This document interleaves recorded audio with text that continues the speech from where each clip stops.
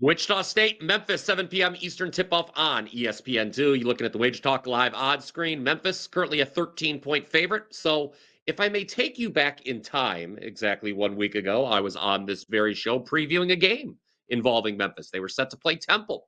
I said I didn't think the Tigers were a legit top 25 team. Said you should fade them. And lo and behold, they lost to Temple outright as a 7.5-point favorite. Well, guess what? A week later, I'm still not all that fond of Penny Hardaway's Tigers, who remain ranked 24th in the country, despite being 0-4 against the number their last 4 games. Following that outright loss to Temple last Thursday, they did bounce back with a win at Charlotte, 77-68, but did not cover as 11.5-point chalk. Here, they're laying almost 2 touchdowns, if you will, to a Wichita State team that, well, not great either. In fact, the Shockers have failed to cover 5 straight games, just 1 straight up win in that stretch, and it came against Charlotte. So apparently when you need a win, you play Charlotte in the American. Now, Wichita State did start the season perfect 6-0 straight up, but they've really fallen off defensively since, guys, giving up 80 or more points in half of their last 12 games. Last time out, this is a real concern if you're a Shockers fan. They allowed East Carolina, one of the worst three-point shooting teams in the entire country, to go 11 of 23 from behind the arc. Why is that a real concern? Well, Memphis, 8th in the country in three-point percentage. Nevertheless, I cannot trust the Tigers to cover double-digit spread. I don't want to bet that. Yes, they are by far the most talented team this year in the AAC, but they certainly can be caught playing with their food, so to speak, at times. So since I don't really like either of the two sides here, my play is going to be on the total. Already mentioned those defensive issues for Wichita State, particularly when it comes to defending the three. Well, let me now go back to something I mentioned last week on the program when previewing Memphis.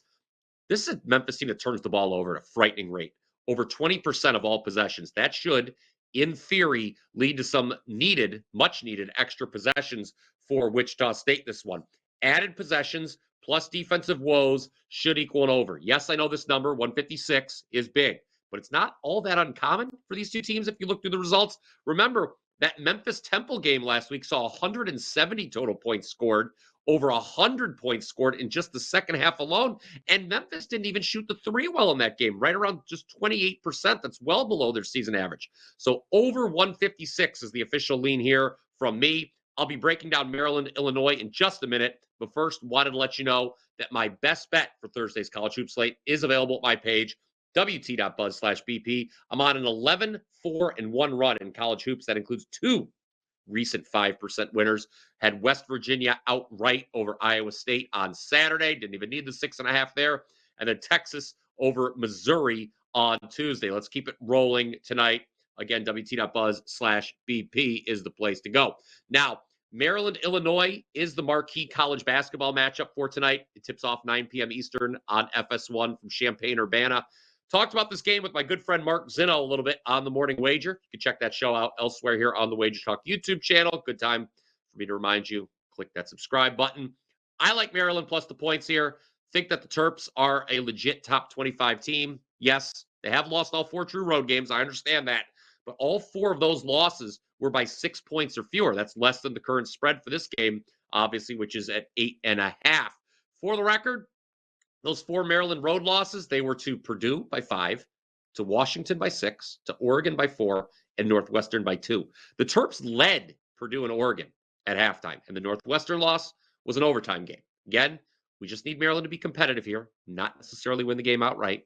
So I'll punch back at the market a little bit, noting the Terrapins have not closed as underdogs of more than 4.5 points in any game this season. Now, I will say, on the Illinois side, they are much better than their number 17 ranking would indicate. Let's not forget, this is a team that went out to Oregon, dropped 109. But they are awful. A loss, a close one, to Michigan State on Sunday.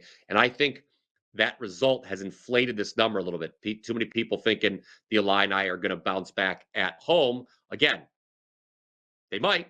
They might win straight up, but I don't think they're winning this game by double digits. Now, Maryland's going to need to make their threes. Of course, that's the case for any team you're betting in college basketball these days. Bit of a concern is that the Illini are 5th best in the country, holding opponents to 28.2% from behind the arc. But I still believe the Terrapins are good enough to hang within this number. Again, they have not lost a game by double digits all season, and they've certainly faced some really good teams along the way. So Maryland plus 8.5, my official lean here.